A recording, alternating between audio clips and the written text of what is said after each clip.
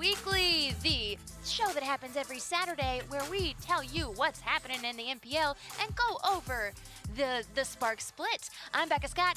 This is Brian Kibler. Hello. And Steve Sanu is here with us. Hey now. Hey. All right. So we're gonna talk about the games that have been played.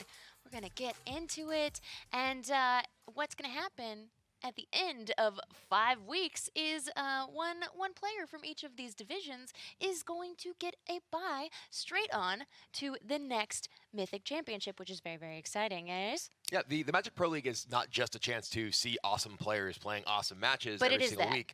It's that. It's that primarily, I would say. But there's also a great deal at stake for these players as we take a look at the structure of this event. That's right. So let's see, we've got the Pearl, the Sapphire, the Ruby, and the Emerald, and those are our 4 divisions. Amazing players in each of them, and as I mentioned, one is going to get a bye to that upcoming Arena Mythic Championship. And the winner of each is going to get 2 Mythic points, which is something that's been unveiled for the first time, is how Mythic points work. Yeah, Mythic points are basically the points that players accumulate throughout the MPL as well as at Mythic Championship themselves that essentially form the ranking of these players. So first place at a Mythic Championship, for instance, Autumn Burchett won 50 points for winning Mythic Championship 1 in Cleveland. And now, so moving forward, in addition to that, there's the points from the MPL weekly play. So these players will be sort of seeing how they rank up after the split and throughout the year. Very cool. Well, let's take a look at the players in these 4 divisions. Why don't we?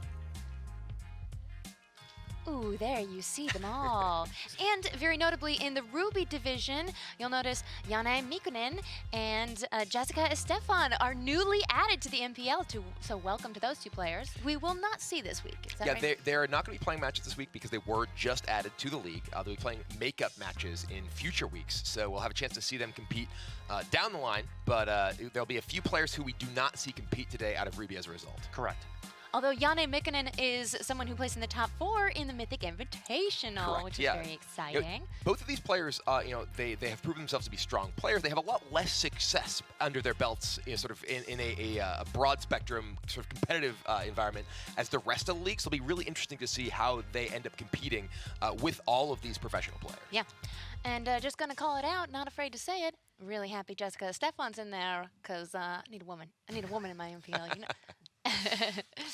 So that's very exciting to me to have that going on. Guys, who else are you excited about seeing? I know last week we saw the match between Mengucci and Gogoski, who that was kind of a rematch of what they had done at the Mythic Invitational, and went in Gogoski's favor.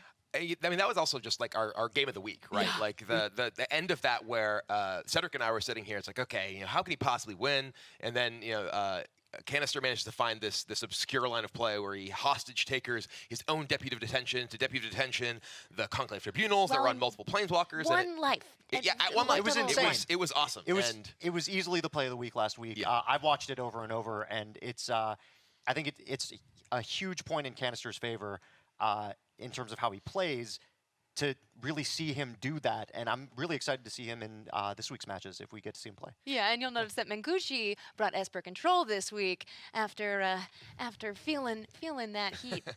Well, all right.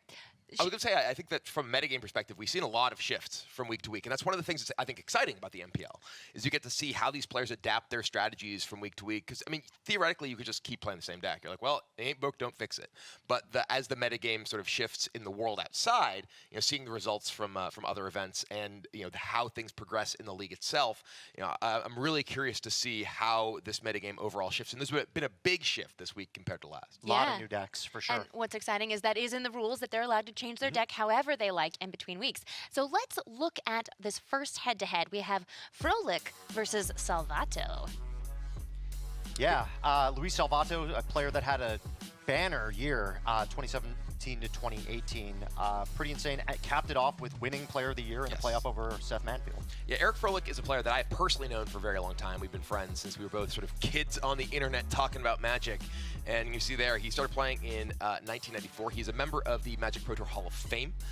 And he is bringing one of the really interesting decks, in my mind, this week that really kind of came out of nowhere compared to last week. Last week, we saw 0 copies of at least this version of Bant, while Luis Salvatto has kind of tried and true Esper Control. I mean, yeah, this Bant mid-range deck is really, really spicy. I can't wait to see it play. It's mostly creatures. Capped off with the cat mom herself, God Eternal of Ketra. Well, we will get there in just a second, but let's look at Luis Salvatto's Esper Control deck first. Yeah, All right, talk me through this deck. It's a pretty standard build for Esper Control that we have seen week to week. You know, it does have 3 copies of Kaya's Wrath rather than 4, which you've seen in some builds. He has a copy of Cry of the Carnarium, which would have been fantastic last week. Last week we saw so many copies of Azorius aggro, mono white aggro. This week they've really fallen off. I think a lot of players looked at the results, or the metagame, how it shaped up last week, and had gone with that pick, and now it really fell out of favor among the MPL players, and that's not showing up in nearly as many numbers, which makes that Cry of Carnarium a bit worse. Something to be quickly sideboarded. Well, I mean, it's not necessarily terrible against Froehlich's deck, which, perhaps we can just take a look at Yeah, let's that hop on now. over to Froehlich's Bant Midrange. So, as you're saying, this is I think, one of the more exciting decks in the field, and kind of emerged as a unexpected deck for some, and in particular unexpected given the representation it has. There's actually a lot of players who've brought some version of Bant Midrange, featuring the combination of Vivien, Champion of the Wilds, and Teferi Time Raveler, which is really interesting in terms of how it lets you do whatever you want when you want to. Yeah. Because you can play creatures whenever you can, with Flash, whenever you can play an instant with Vivien, and then if you have Teferi in play, your opponent can only play cards when they can play a sorcery. Which, there's all kinds of shenanigans. You can just play your cards during their end step. They can't kill them. They can't, wrath them or, use Kaya's Wrath to kill them because, well, it's their end step. They can't use their instants to kill it because, well, they can't play a sorcery. And it just really messes up the whole game for them. Well, and notably, a lot of these creatures are used as spells that you might see in other decks, right? So like a Hydroid Krasis, you're going to get to gain some life, draw some cards at instant speed, provided you have the Vivien. And on top of that, you have the Frilled Mystic, which has Flash, which allows you to flash it in, counter a spell, and still have a 3/2. And if you got that God Eternal Ketra on board, every single one of these is getting you 4/4 Vigilance Black Zombie tokens. So pretty spicy deck. Yep. Ooh, it's gonna be beautiful. I can't wait to see it. All right. Well, when we're ready in the booth, let's take a look at this game. Maybe we Can't don't have wait. to wait to see it. Let's see it. Yeah. All right, so we've got Froehlich on the bottom, Salvatto on top. Eric Froehlich's immediately going to mulligan that hand into a 4-lander with a Hydroid Krasis and a Shalai Voice of Plenty. And we got Luis Salvatto with 2 Kaya's Wrath, 2 Chemist's Insights, and a Moment of Craving. Yeah, this opening draw for Efro is pretty poor, I would say. This deck does contain not only Llanowar Elf, but also Incubation Druid and Growth Chamber Guardian. A lot of ways to get out early on the board, and he has none of them at the moment. Well, now there's a Growth Chamber Guardian, but so that's immediately going to hit the battlefield. That does stand to be battlefield. answered by the Moment of Craving pretty much right away. So he's going to need to rely on his other tools. The Hydroid Krasis in his opening hand is going to very likely end up being quite strong in the matchup, simply because he is playing a matchup that's going to be slow, so he has time. But he'd really like to put pressure on before those Chemist's Insights in Salvatto's hand end up coming into play. The Frilled Mystic in Froehlich's hand, great draw. Unfortunately, does not have the mana to cast it at the moment. Yeah, Deputy Detention, the draw for Froehlich. We saw that do some interesting work, as we were mentioning in the canister match before. Not very good in this particular matchup, simply because your opponent has a lot of creature removal. There aren't creatures in their side. Shalai, though, going to get in for a little bit of damage. And what do you think we're going to see from Salvatto here? We think we're going to see a Chemist's Insight on the end step? Well, certainly, yeah. I mean, he's got 4 up. You can't counter the Krasis anyway. Well, you can't counter the card draw effect of it. And that Glacial Fortress will go ahead and turn on the Frilled Mystic once Froehlich untaps. The Chemist's Insight drew Salvatto a couple of cards. And we're going to see, looks like Kaya's Wrath just clear the board. Yeah, Set things back to 0. Ooh, Vivien is what a the draw draw for Froehlich here. And now, crucially, Vivien, as you mentioned before, has a number of abilities. 1, the static ability. You can cast creature spells with Flash.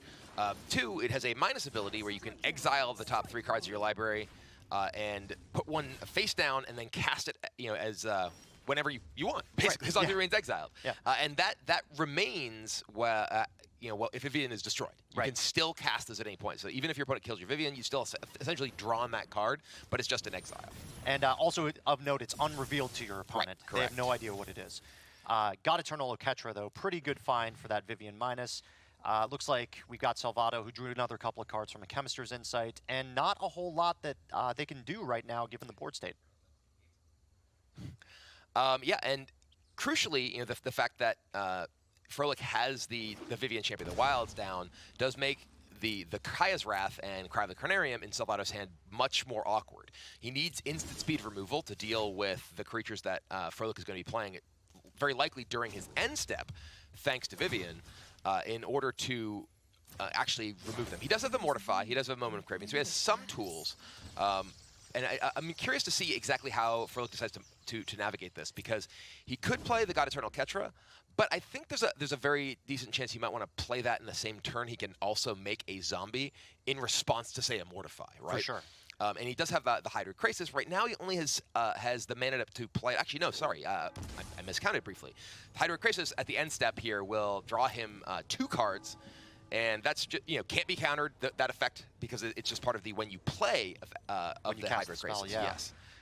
So, yeah. And on top of that, Froehlich being very shrewd, keeping up Frilled Mystic mana as well.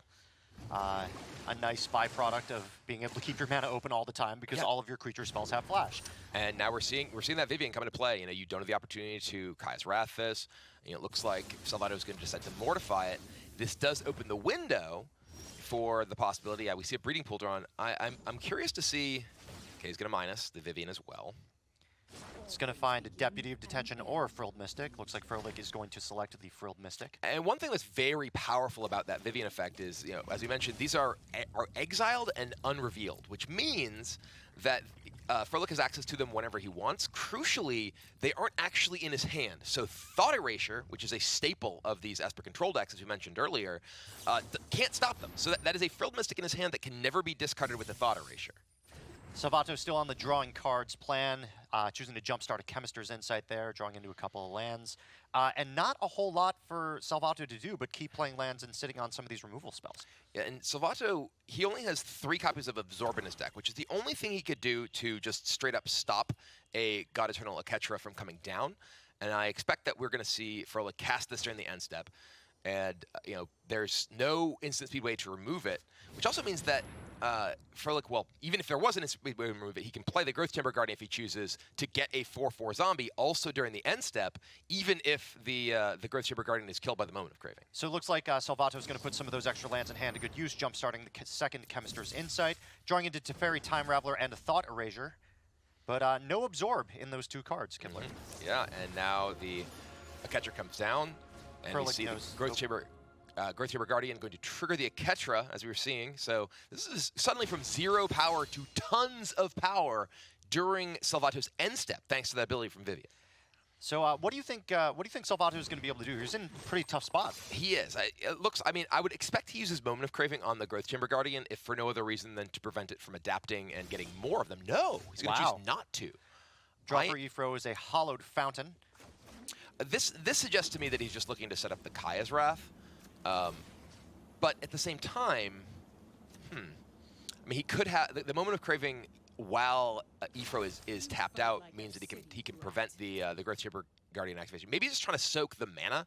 He's trying to induce Ifro to use the mana on Growth Chamber Guardian in order to tie up his mana so he can't cast more things with the Vivien. But I don't think Ifro's going to buy it.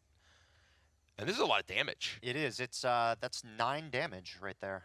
Well, it's actually more, right? That's double strike from the God Eternal Ketra. Ketra. So it's 12 of the total 13. And that means that Salvatto will go to 1 if he chooses not to Moment of Craving the Growth Chamber here.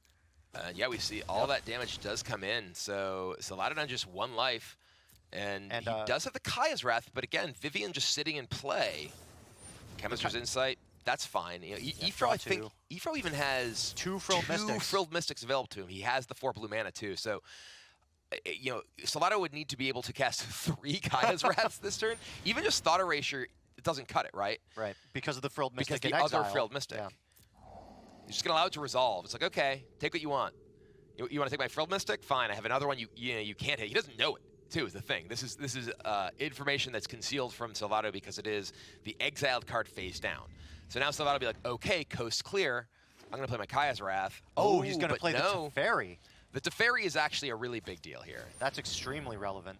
Yeah, the Teferi here means that Ifro needs to play something in response to the Teferi itself, because he can't use the Frilled Mystic as at instant speed if the Teferi is in play. So Ifro, if he decides to counter this with the Frilled Mystic, means that, okay, well, now I'm open to Kaya's Wrath as well. So this is a very heads-up play from Salvatto. It does, help sort of fight the axis of sort of time that Vivian has already given to Ifro in a very meaningful way, even through that thought erasure. So he's going to go ahead and Frilled Mystic it. All right, that means that God Eternal Ketra is going to make another 4/4 zombie with Vigilance. Frilled Mystic will counter Teferi Time Raveler. But that does mean that Kaya's Wrath is going to come down. And, of course, Salvatto knows he's safe from that thought erasure earlier. There is... Could have used his Deputy Detention at instant speed, right? No, you can't Deputy... It's opposing guy with Deputy Detention. Right. Yeah. There's so many, like, I was thinking back to last week. I was like, okay, well, that was you a can use the hostage hostage taker, taking your own guy, but Deputy Detention is only an opposing guy's. Well, the Crisis does come down, and that's just lethal anyway, because Salvatto's tapped out. So now we've got a Hydroid Crisis in play. Ifro did draw a land off of the Hydroid Crisis and then another land for the draw step. But there's one life, right? This one Crisis life, coming in and for 2, and that's enough. And that's it. All right, so I really do think that game highlighted the power of Vivian. Vivian was so instrumental in giving Ifro the ability to put Salvatto in an awkward position, even with Kaya's Wrath on hand. And now Ifro has the option to sideboard, and I believe sideboarding is much more powerful for Ifro than it is for Salvatto here. Oh, for sure. Because he gets to bring in Dovin's Vetoes and Disdainful Strokes and Vivian Reads, and take out those Deputy Detentions, which were quite weak, the Shalai, Lyra, all fairly poor. And Salvatto, he has some tools, but he has Dovin's Vetoes, which are good against the Planeswalkers, but bad against everything else. Similar with Duress, he can Duress the Disdainful Strokes and Dovin Vetoes and Planeswalkers, but all of the creatures do dodge that. I would expect, we didn't actually see the sideboarding from Salvatto there, but I would expect that Duress did come in, and I think that's one of his more important cards. I'd be curious if he chose to bring in Elder Spell. He does have 2 copies of the Elder Spell in his sideboard, and we just saw how powerful even just the passive ability of Vivian was that game. So having a cheap way to remove that could be very crucial to Salvatto having a strong plan for the matchup. Looking at Froehlich's opening hand, 3 lands, 4 spells, 2 Frilled Mystics, a Disdainful Stroke, and an Incubation Druid. Looks like Froehlich's going to keep that, and Salvatto went down to 6 with a Teferi Hero of Dominaria in hand, Narset Carter of Veils, and, as you called out, Kibler, the Elder Spell. Yeah, Elder Spell wasn't a card, I think we saw it all last weekend, and with the popularity of various Planeswalker decks, some very heavily Planeswalker focused, and some just decks that use Planeswalkers effectively like Ifro's. It has grown in popularity from week to week. Incubation Druid on the battlefield for Eric Froehlich, a mana elf, as it were. Something that can grow with that adaptability and tap for 3 mana. Teferi Time Raveler is going to turn off all of Eric Froehlich's instant speed. Ooh, and this is especially strong against Ifro's current hand. Ifro's current hand is a pair of Frilled Mystics, Disdainful Stroke, Dovin's Veto. And Teferi here, just shutting all of that down effectively. All right, we're going to see an Incubation Druid replayed, essentially. And that Teferi bouncing that Incubation Druid, setting Ifro back on tempo is gonna hurt quite a bit. Narset says no more drawing extra cards during your turn, my friend. Does go digging as well. Top 4 cards of his library looking for non-creature, non-land, which is going to be a Teferi Hero of Dominaria. That's the second in Salvatto's hand. And then God Eternal Ketra, not so hot here. Ifro would love to have 1 more land because he could play Growth Chamber Guardian and immediately adapt it, so it's not vulnerable to getting Moment of Craving. Looks like he's just going to go ahead and play an Incubation Druid into the Growth Chamber Guardian. So he's basically saying, okay, if you have a Kaya's Wrath, you got me, because my hand is too bad to try and play around it. And I think this is smart from Ifro, despite the fact that Salvatto has the Narset and is able to dig deeper to find that Kaya's Wrath.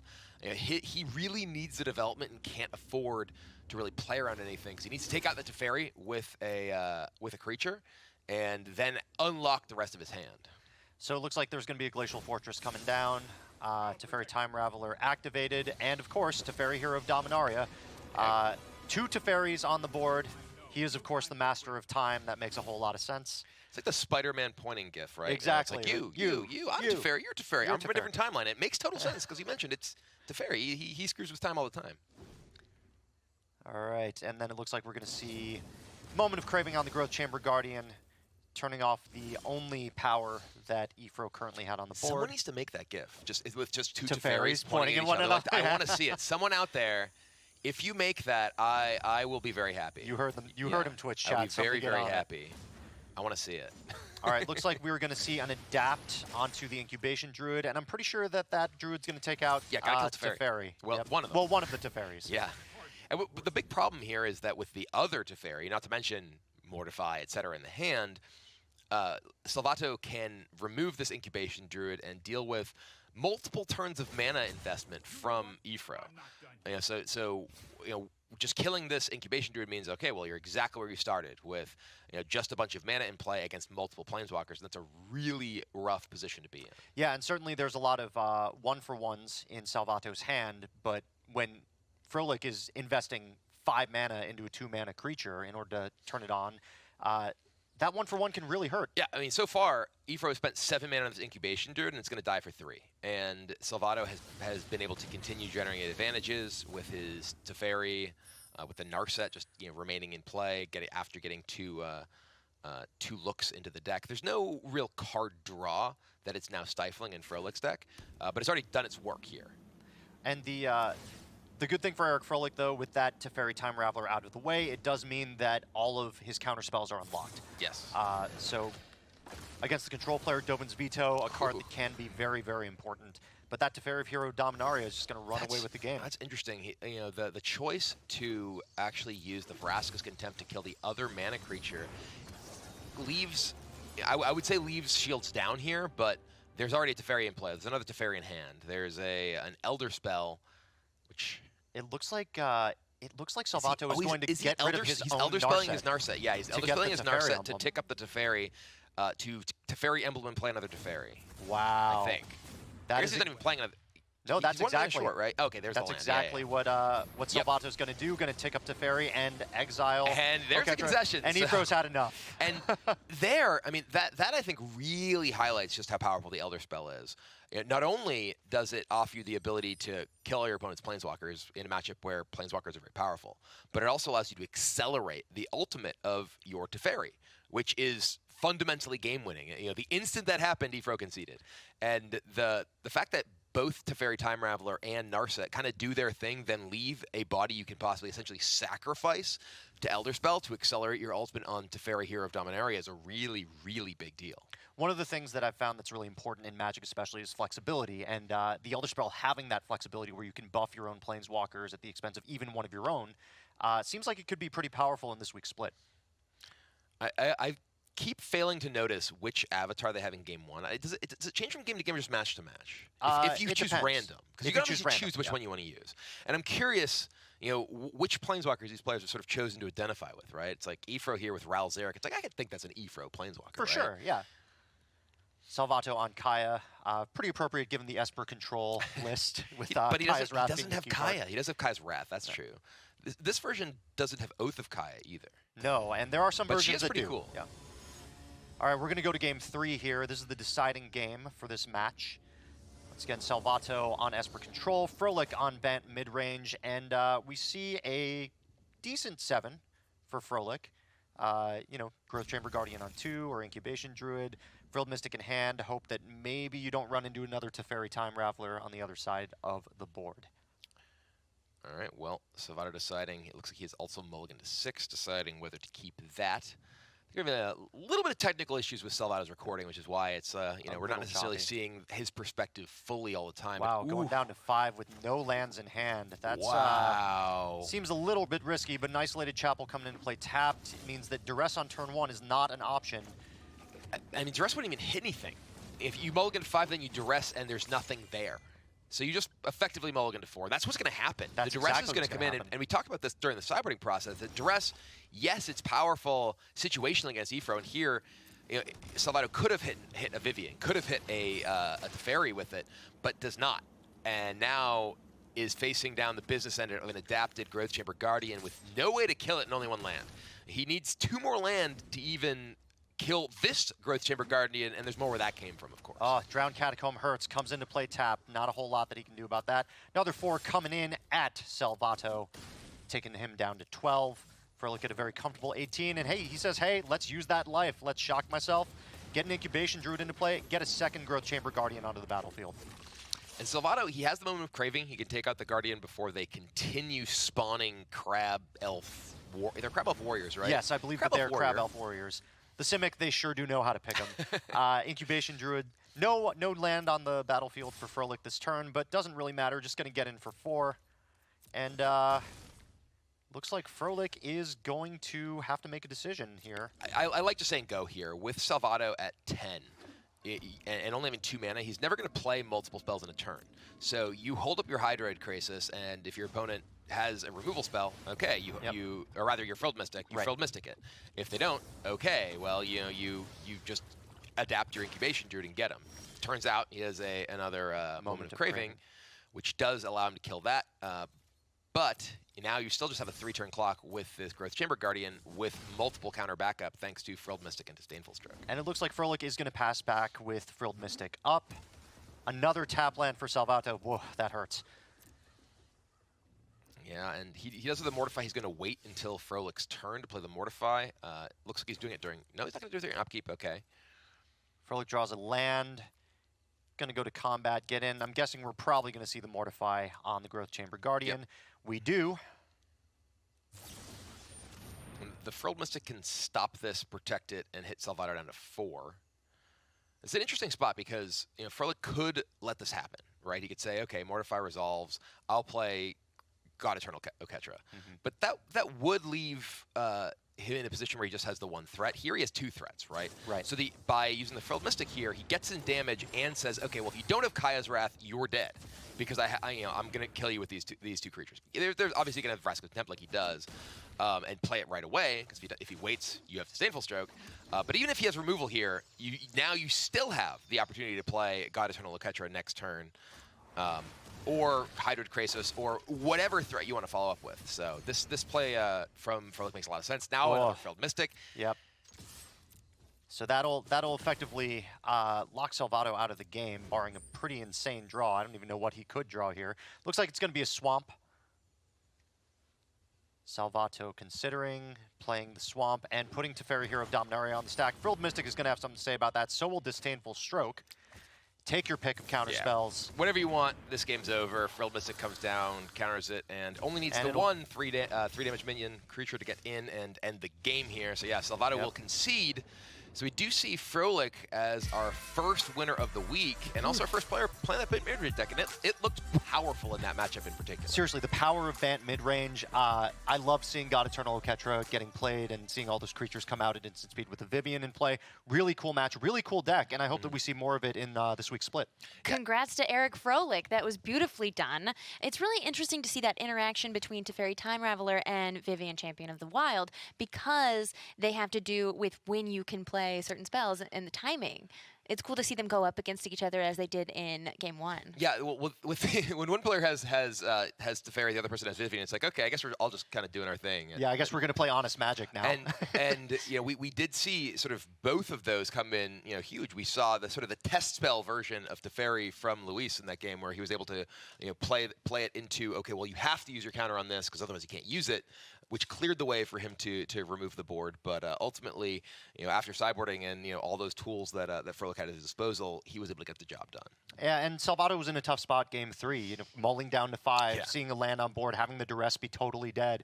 It's a tough spot, but both players played incredibly well. Love seeing the power of the new Bant Midrange deck, and I do think that Esper Control is still here to stay. That Game 2 was pretty dominant on Salvatto's part. Oh, yeah, definitely. Now, we're going to go to a quick break, and when we come back, we're going to see what's up with Andrew CUNEO and SHAHAR SHENHAR. So we'll see you guys in just a few minutes. Stay put.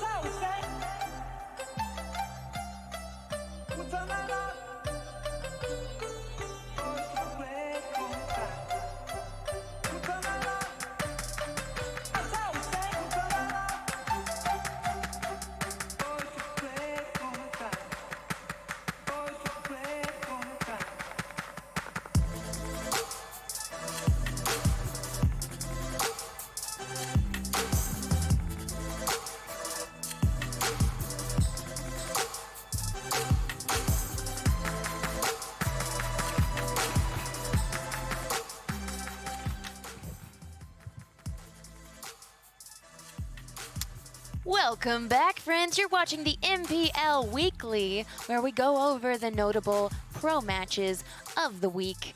Ooh, in this next one, I'm excited to see. We have SHENHAR versus CUNEO. Yeah, but before we jump into that, I do want to say that last match, was definitely very exciting. Not only like we saw the Bant Midrange deck, which incidentally we're going to see from CUNEO in this upcoming match, but also some just really neat interactions. The Elder Spell in particular in Game 2, like sacrificing your Narset to take up the Deferior. That's like, just as you write it up, right? It's like, I will sacrifice the Planeswalkers to absorb their power. Like, that's the Elder Spell. That's what we like to call flavor win. Yeah, exactly. Obviously. Flavor win. But getting that terminology. Teferi Emblem, really, really cool play with the Elder Spell for sure. Absolutely. Oh, such a magical moment. All right. Well, shall we take a look at this head-to-head here? Let's do it. All right, we got Andrew CUNEO.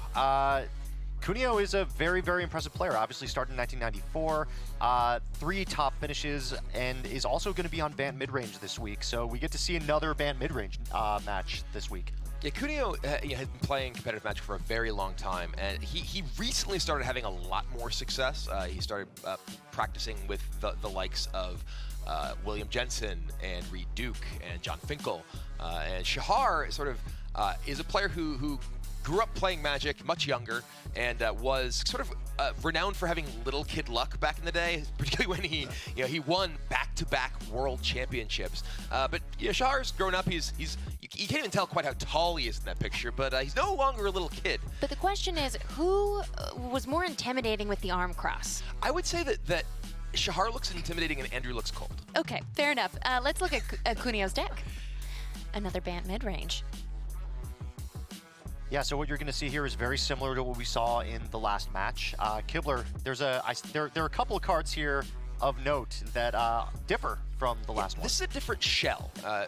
Andrew has chosen to go with the Explore Shell, which is essentially Wildgrowth Walker, Merfolk Branchwalker, and Jadelight Ranger, which give the deck a lot of resilience, in particular against red strategies, because of the life gain from the Wildgrowth Walker Explore triggers.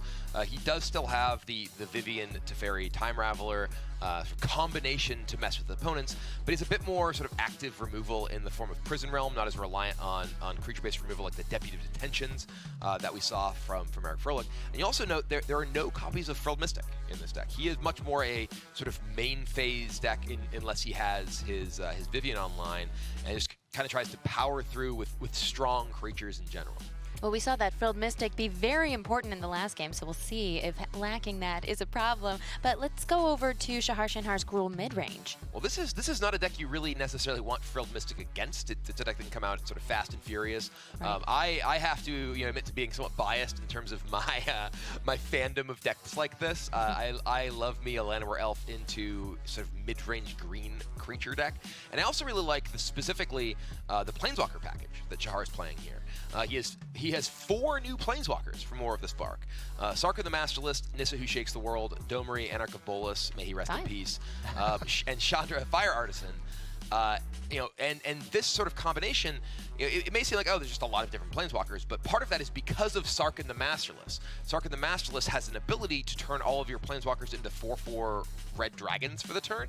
So if you have a variety of different Planeswalkers, you can make that incredibly impressive and sometimes just kill your opponent in 1 or 2 turns. Well, on top of that, talking about flexibility, we've got Shock and Lightning Strike, 2 spells that can either go straight to the player's face or help it remove a creature from the board. Yeah, when you're playing a deck like GRUUL-MIDRANGE, you need to have the cheap removal to be able to hold your own against decks like mono red aggro, like white aggro, but you don't want to just play things like Shivan Fire or Lava Coil often because you play against Esper Control, and you really want to just point that at their face to make them dead rather than have something that doesn't do anything. Right. Oh, man, I am really, really hoping that in Shahar's deck we see 5/4/4 dragons just going for face. But we're ready with the game, so let's hop right into it. Rule it to me, baby. All right, we are going to start our cam on Shahar SHENHAR. Starting off with a 2-land hand, and that's going to be a snap keep for Shahar. On CUNEO's side, there is going to be no mulligan as well. We have a turn 1 Llanowar Elf, and we're off to the races. Yeah, turn 1 Llanowar Elf in a matchup like this, I mean, period. Turn 1 Llanowar Elf is extremely powerful, but in particular when you're playing in a matchup that's very, very tempo-based like this one, where both players are trying to get to the board, play their creatures, and then those creatures kind of smash their heads against one another. It's especially powerful, and we see Shahar. We were just talking about those lightning strikes. Yep.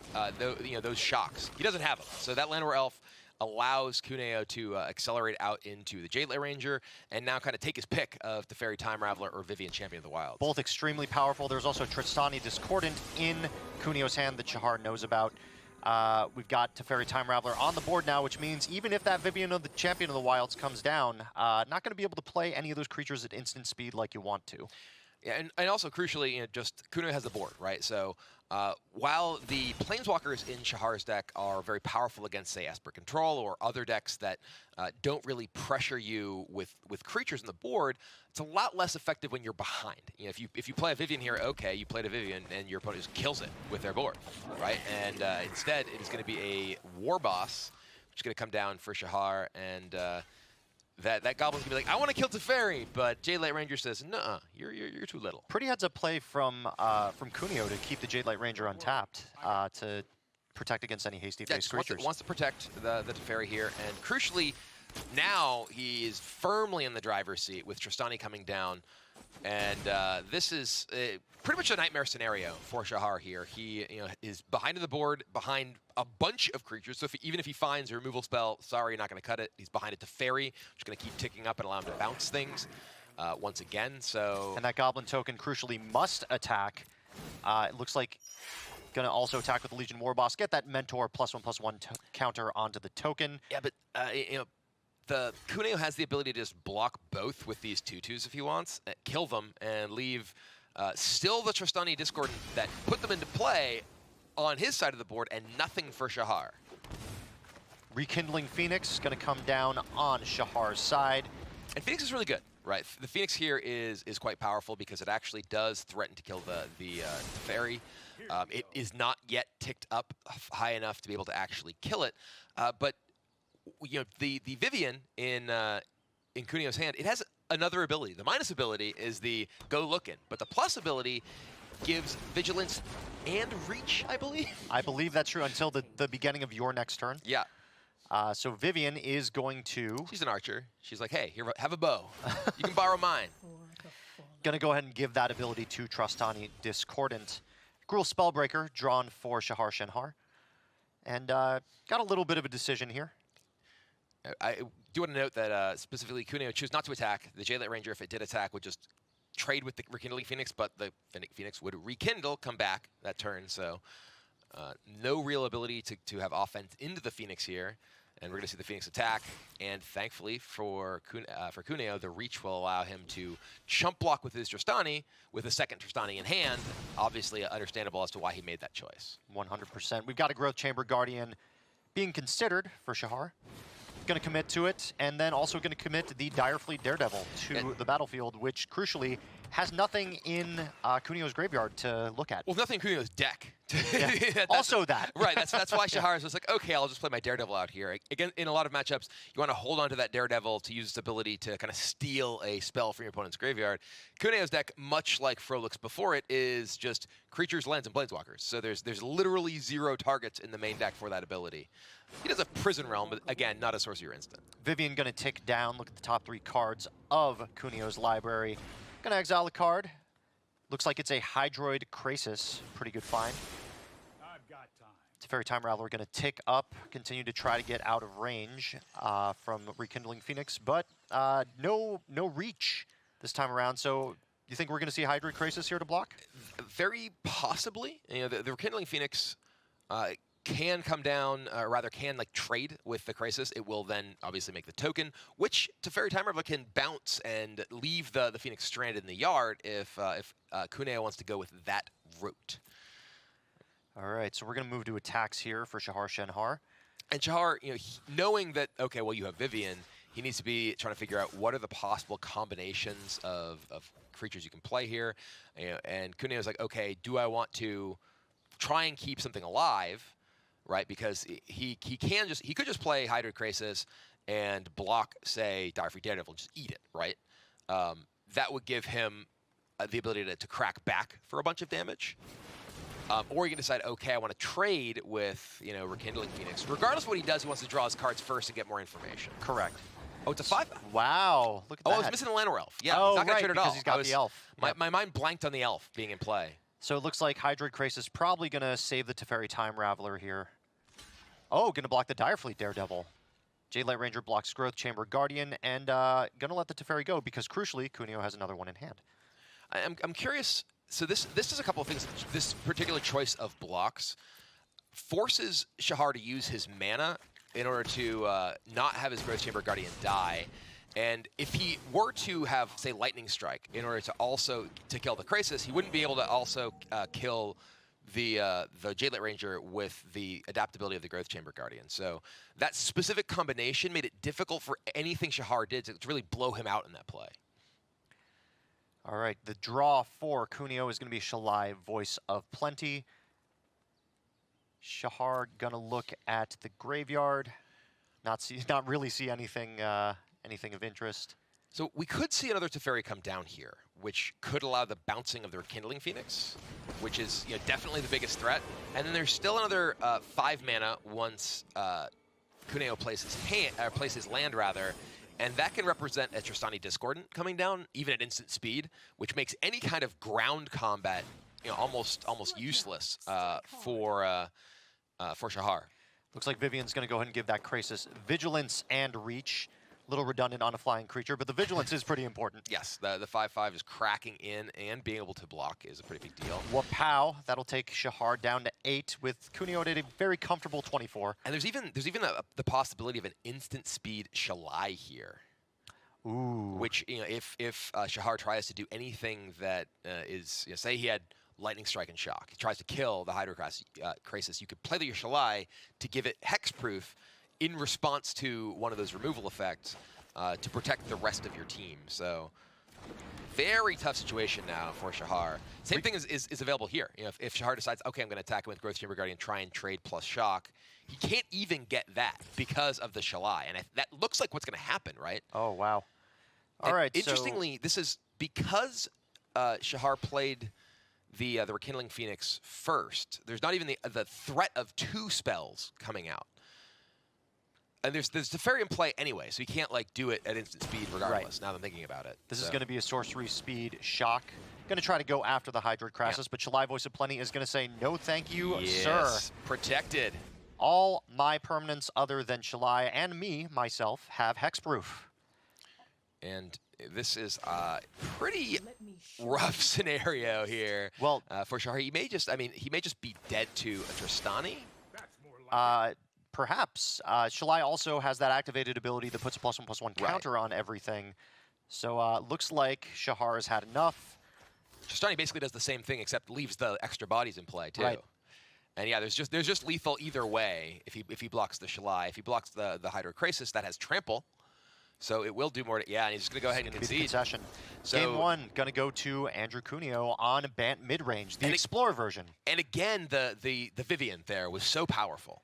Vivian allowed, not only allowed CUNEO to go digging for extra resources, but that instant speed Shalai, shutting down the Shock, protecting his Hydroid Crisis, eating the Growth Chamber Guardian from SHAHAR was just backbreaking. Well, we're going to see some pretty quick sideboarding from SHAHAR here. Looks like, as you mentioned, Kildare, those Direfleet Daredevils not doing a whole lot against Andrew CUNEO's deck. Out of here. They're going away. We're going to see a few other changes on the GRUUL side, and we've got Andrew CUNEO sideboarding as well. And we saw that the lava coils all came in. I believe we saw a couple of collision colossus come in as well. Ways for Shahar to deal with the sort of bigger creatures in CUNEO's deck, as well as, of course, the flyers in the form of the Shalai or Hydroid Krasis.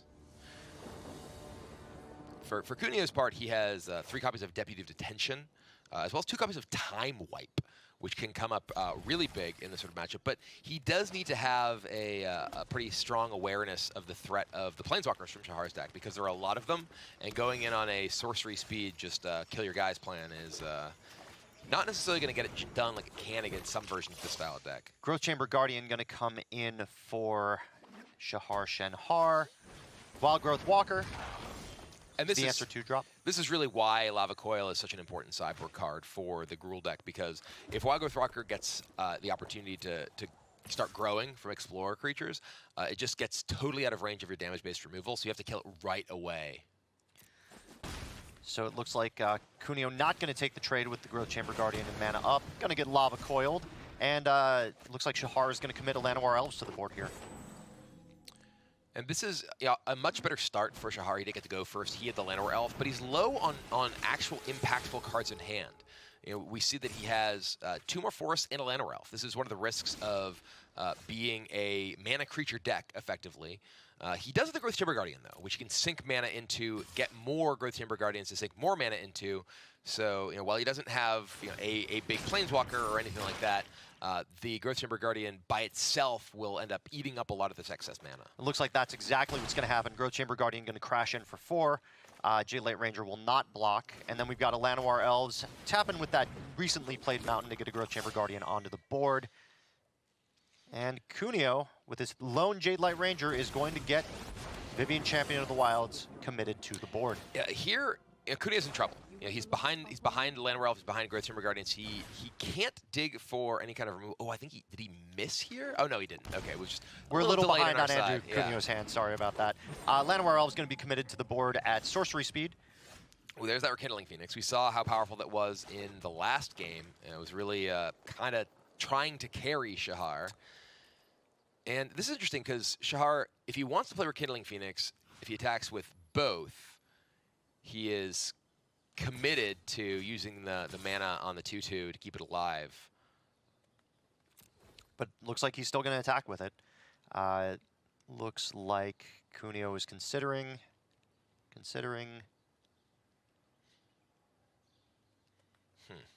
And right now, CUNEO could choose to double block to trade off with one of these.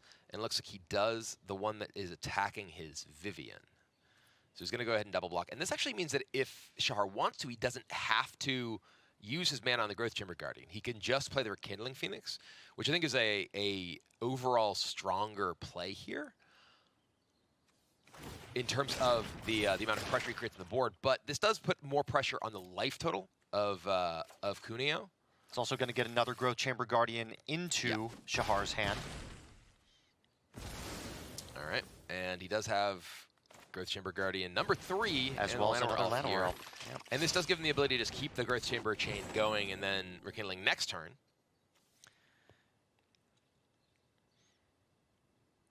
So CUNEO still has that Hydroid Krasis in exile from the Vivien ability. Going to go ahead and plus Vivien here. Not really any targets on his side of the board.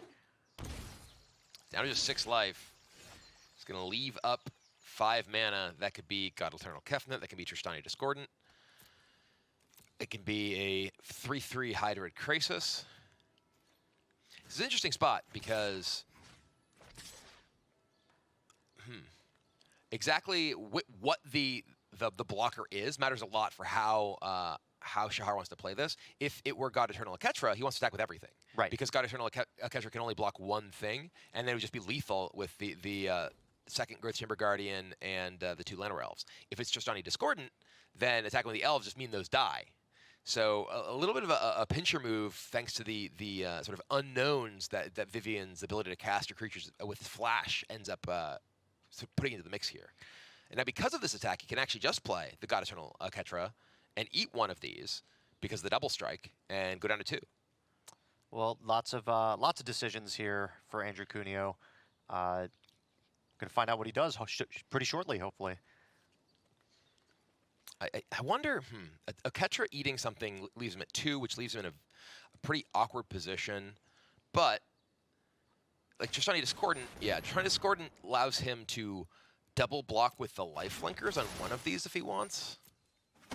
And then gain 4 life, effectively losing 2. Right. So effectively gaining 2. Mm-hmm. Double blocking the 2/2 Growth Chamber Guardian, saying, hey, if you want to commit the mana, kill both these 2/2s. It's fine with me. And it looks like Shahar is going to commit the mana. Going to trade, get the final Growth Chamber Guardian from his deck, assign the damage, and things go about the way that we thought they would. Effectively no damage taken on Andrew CUNEO's side. And what do you think is going to happen here, Kibler? Rekindling Phoenix? Yeah, the Phoenix does come down, and this is kind of why, from Shahar's perspective, I was thinking maybe he wanted to play Phoenix last turn, because this exposed him to just having one of those Growth Chamber Guardians blocked profitably. If there was Rekindling Phoenix in play, that could just attack, right? And there's really not much of a downside to that. Now the God Eternal Kefnet comes down, and now Vivian can give that Vigilance and Reach.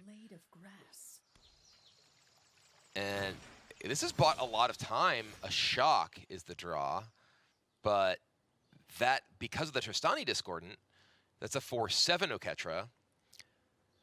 But I think that Shahar might be able to maneuver to just attack everything straight up and just have lethal damage here with the Shock. Yeah. That's exactly what he's going to do. All 4 crashing into the red zone. If Growth Chamber Guardian doesn't get chump blocked by the Oketra, that's going to be lethal. And the Rekindling Phoenix, yes, it will die to the Oketra here, but it'll rekindle. And once the Tristani dies, that Oketra is a... Or rather, never mind, it does have the double strike. Means that he can't actually get the shock in to kill it. But does still leave himself in a pretty strong position here that sort of forces the chump block. Growth Chamber Guardian going to get committed to the board. Of note, that is the final Growth Chamber Guardian in Shahar Shenhar's deck. Once he adapts it, he will not be able to get another one because no more are in the deck. Merfolk Branchwalker, the draw for Andrew CUNEO. No Wild Growth Walker on board means that that 4 life is going to stay at 4. This, I believe, is going to be the Teferi Time Raveler to get rid of the token in order to ensure that there's no rekindling for that Phoenix. Going to bounce the egg, which does mean that the Phoenix will remain in the graveyard. Say bye-bye, Elemental Token.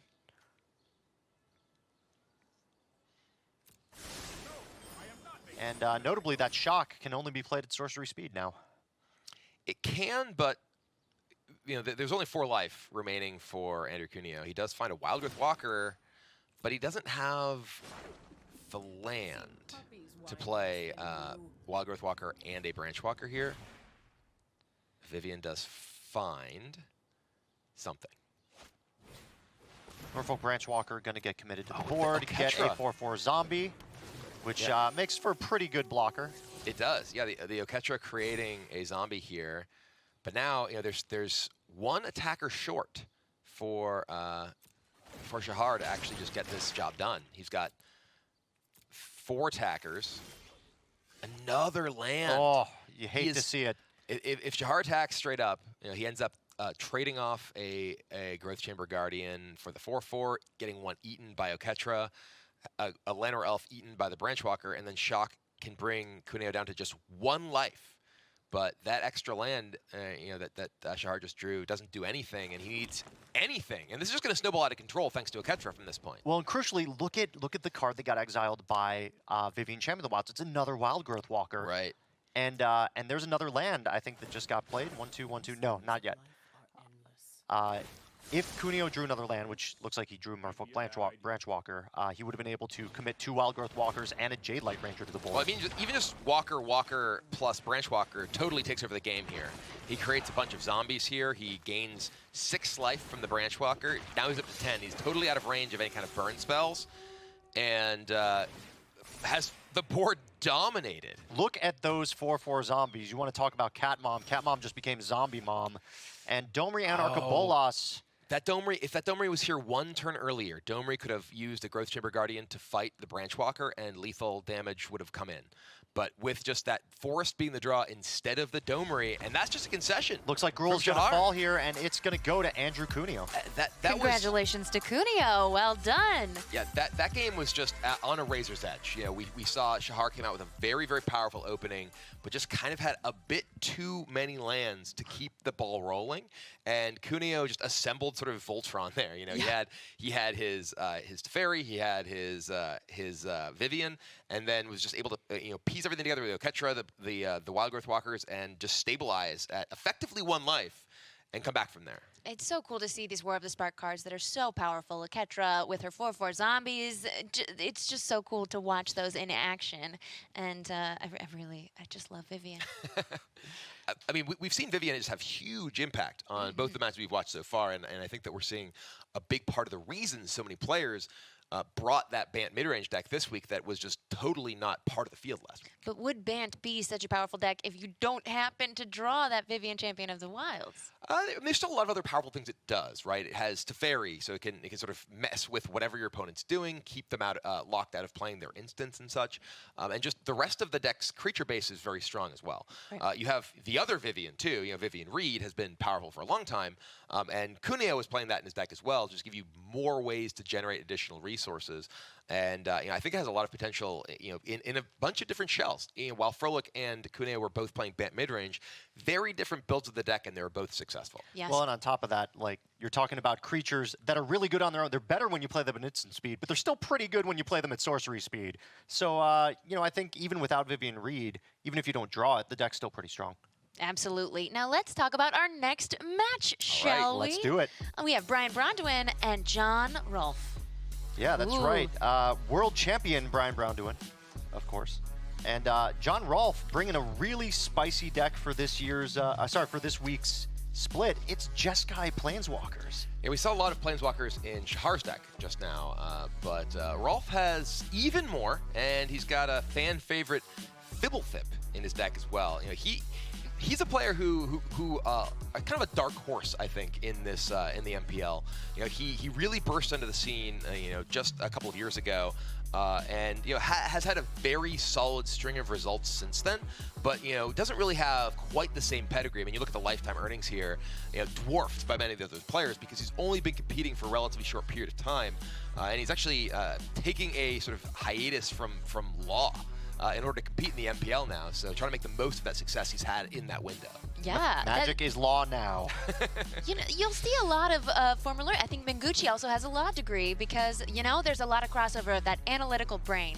Now, we have a special treat coming up for John Rolfe's deck, but let's look at BRAUN-DUIN's deck right here. Esper-Midrange. And this is very similar to the deck that Brian played last week. It looks like he's made a couple of tweaks here and there in terms of the numbers in his deck. But we saw the power of Esper-Midrange last week, and in particular, the power of Hero of Precinct 1, now that you have a lot of upgrades in terms of the multicolor spells available. This really was a popular deck last week, but I think BRAUN-DUIN brought an Esper Control deck last week. Oh, no, he played Midrange. He did. 100%. I believe you. My notes are wrong. He also had played Esper-Midrange well before War of the Spark, and he played that deck when it had much weaker options available. He was playing the Discovery Dispersal. He was playing Basilica Belhaunt. A lot of these kind of middling low power level cards, but being able to upgrade those with things like Teferi Time Raveler, Tyrant Scorn, Despark, Oath of Kaya, Dovin's Veto. All of these are new cards from War of the Spark that give you sort of additional resources to help power that Hero of Precinct 1. You're saying Brian did Esper-Midrange before it was cool. Yeah, he's the OG Esper-Midrange. He's not the OG. That would be oh my god, Wyatt Darby. Yeah. Wyatt Darby played Esper-Midrange in an SCG Tour stop and was successful with it like very early in the last metagame. And a lot of players tried to adapt that deck to various degrees of success, but it's obviously been very much powered up by War of the Spark. Very cool. Wyatt Darby has an excellent Twitch stream, by the way. Well, our very special treat, our friend Alias V is going to tell you all about John Rolfe's Jeskai Walkers. Hello everyone, it is week 2 of the MPL Spark Split, and we've got some spicy decks to look at, John Rolfe's being one of them. This is something we haven't seen yet in the MPL Weekly, and it is a whole bunch of Planeswalkers. What we like to call, in the Magic circles, as Super Friends. Now, what this deck aims to do is get a whole bunch of Planeswalkers down on the board and cap it off with SARKHAN the Masterless, who likes to make all of his Planeswalker buddies 4/4 flyers and hit your opponent in the face for a lot. Now, in order to get a flying army of Planeswalkers, you gotta take care of them, right? You gotta Spell Pierce any potential removals, you have to Lightning Strike any creatures off the board that may be aiming at your Planeswalkers. Now, taking a look at some of these Planeswalkers, we've got Narset, we've got Dovin, we've got Teferi, Time Raveler, who is in absolutely almost every single deck that is playing these colors. We've got Spark Double that can become another Fibblethip if you wanted to, but why would you do that when you can become another Sarkhan, or another Karn, or another Teferi? The options are limitless. And then, if things aren't going your way, you have Urza's Ruinous Blast just to, you know, obliterate your opponent's side of the board, because all of your legendaries are perfectly safe. Yes, so that's the main board. Let's take a look at the sideboard here. What has John Rolfe got up his sleeve? So, 4 copies of Dovin's Veto, just in case you need those extra nopes. We've got Prison Realm, just to get rid of any threats on the board. Deafening Clarion for those pesky aggro decks. We've got a copy of the Wanderer, just in case you need to prevent any non-combat damage. Another Karn, we got 2 Lyra Dawnbringers for the aggro matchups. And then you got in Bolas's Clutches. I would like to steal your thing, make it legendary, and then blow up your side of the board with Urza's Ruinous Blast. Sounds like a good plan. So that's John Rolfe's Jeskai Walker's deck. There's a Star Wars pun in there somewhere. I haven't found it yet, but let's toss it back to Becca. Thanks, Alias. All right. Wow, the Jeskai Walkers. What do you think of this deck? I think it's kind of nuts. You know, you look at this deck and it looks ridiculous, right? One of the players we didn't really touch on there is Fibblethip. Four without copies. me, Val. Four copies Get of out of Fibblethip in the Fibblethip main. a lot. Like this is a card that basically exists because people thought that the homunculus from Totally Lost was adorable, and now it's a card that not only exists but is in this deck. Which, by the way, John Rolfe played to #1 Mythic rank just this past week, Which is insane. So this isn't like, oh, haha, this is like a goofy Planeswalker deck you play at your local shop and like your friends make fun of because you just have your theme deck. This is a real deck. It's a very serious competitive deck that is just this. It just looks crazy. Again, 4 copies of Fibblethip Yes. the Lost in the main. 4. I hope we see all 4 Fibblethip's come out. But let's get into the game against Brian BRAUN-DUIN and John Rolfe. So this is actually game number 2 between these two players. So it looks like Brian BRAUN-DUIN is up a game. John Rolfe is going to play first. Looking at a 2-land hand. Going to snap keep that. Oh dear, we see a pretty powerful card against Jeskai Walkers that we alluded to earlier and saw used a little bit different effect in the form of the Elder Spell in Brian BRAUN-DUIN's hand. And it's Thought Erasure as well as in there to see if the way is clear. Pretty sure that we're going to see a Dovin's Veto from John Rolfe. There it is. And John Rolfe really could use a land here. He finds one from a Glacial Fortress, so Narset is online. Narset going to be able to tick down and find any one of those Planeswalkers, say bye-bye Fibblethip and 2 lands to the bottom of the library. Then we've got Isolated Chapel coming down for BRAUN-DUIN. Thief of Sanity is the play. And that's got to go. Thief of Sanity is an extremely powerful card in any kind of slower matchup. Just chewing through your opponent's deck. And looks like there's a couple of options here. Can use the Teferi, bring that down, and bounce the Thief of Sanity, or Prison Realm it. Looks like Teferi is gonna bounce the Thief of Sanity. And this right makes a back lot of to BRAUN-DUIN's sense hand. because it keeps your opponent off of being able to use any of their counter magic to stop your, say, Sarkhan the Masterless from coming down next turn. You already have 2 Planeswalkers on the board, so Sarkhan coming down means you're hitting for 8 right away. But I think there's a very good chance we see that, right? Like there's no play here for John that is particularly potent outside of Sarkhan. It does mean you get hit by a Thief of Sanity, but you don't have any way to stop that anyway, outside of using your playing a new Teferi or playing the Prison Realm, and you're spending your mana kind of inefficiently if you're not playing the Sarkhan here. Rolfe is considering his options. But I think we sort of see the ticking time bomb in Brian BRAUN-DUIN's hand in the form of that Elder Spell, because there's no way to stop it for John Rolfe. So if he does decide to commit to Sarkhan the Masterless here, he get pretty blown out. Looks like he's going to Considering debating. Prison Realm. Okay. Gonna play the Beacon first and then Prison Realm. Crucially, keeping up that that 2 mana for Dovin's Veto that he doesn't have, but BRAUN-DUIN doesn't know that. True. Glacial Fortress to the bottom. All right, so he does decide to play things a little bit safe, to Prison Realm the Thief of Sanity, and then we're going to see Teferi's Time Time does Raveler. come down. We're going to play Teferi games. I am known for my excellent timing. All right, going to plus the Teferi. And there is that Dovin's Veto that we were talking about before. But both players have Teferis in play right now, so Dovin's Veto doesn't do anything for either player. That's SARKHAN. So yeah, we are going to see SARKHAN come down. And we got some Dragon Buds. Yep. Here come the Dragon Army. Going in into Stepping on Teferi. my copyright here. Thought you'd like that. But that does take out the Teferi, but look at this. This is really the power of the Elder Spell here. There's 3 Planeswalkers on John Rolfe's side of the board. And BRAUN-DUIN was clearly prepared for this possibility coming into this week. He can choose which of his Planeswalkers that he wants to play to put a bunch of counters on. It's only 2, no matter how many you kill. But that Planeswalker is going to be just extremely loyal for the rest of the game. A lot of options for BRAUN-DUIN. Of course, going to play the land first. Might as well. Looks like it's going to be Teferi Time Raveler. Yeah, and Teferi, he's going to be able to Teferi. He can put the additional counters on the Teferi, which means that, in terms of Elder Spell, kill all 3 for each one. He actually gets 6 counters on the Teferi. So he has a 10-counter Teferi.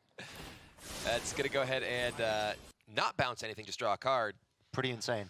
Ooh. Pretty insane place. So, we were just looking at this game not necessarily from a sort of full game perspective, but just kind of showing how this sort of played out. And BRAUN-DUIN did end up winning that game sort of on the back of that back-breaking Elder Spell, taking out all 3 of those Planeswalkers and really shifting things in his favor. Well, yeah, you know what they say, don't bring a Planeswalker to an Elder Spell party. And people say that. They say it. They say it all the time. Yeah, it's true. I do not believe you. That is such a powerful card, that Elder Spell, and it's actually in his sideboard. So I'm curious to see how he won that first game without it. Well, I mean, the Esper Midrange deck does have the ability to just come out fast, right? Mm-hmm. If you end up getting the early game of Hero of Precinct 1, Thought Erasure Thief of Sanity, if these things aren't dealt with, you can overrun pretty much anyone. And frankly, in game 1, the early game removal from the Jeskai Walker's deck is fairly minimal. It only really has those copies of Lightning Strike. He doesn't have access to the Deafening Clarions that he has in his sideboard.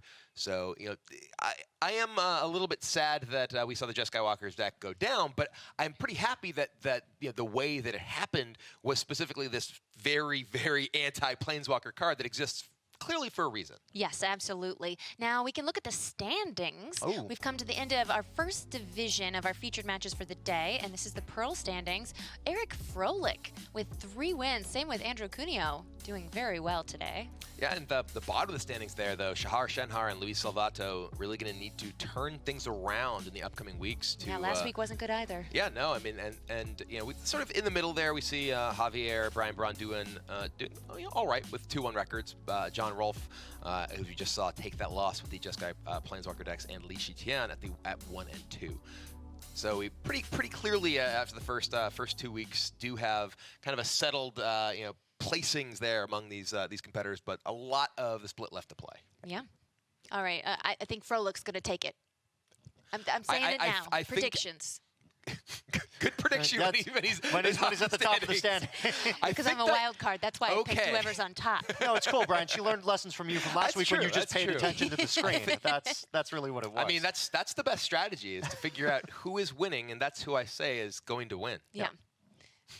I don't believe in underdogs. Yeah. That's the top tier analysis that you've come to expect from me. Very fun. All right, well, we've got another division to move into, and that's our Ruby this week. But we do have a video summarizing all of the Pearl division, so we'll pop on over to that video right now. Hello everyone, Rich Hagan welcoming you inside the Pearl division for week number 2 here in the MPL. Let's get to it. Andrew CUNEO, Bant Midrange against Player of the Year Luis Salvatto on Esper Control.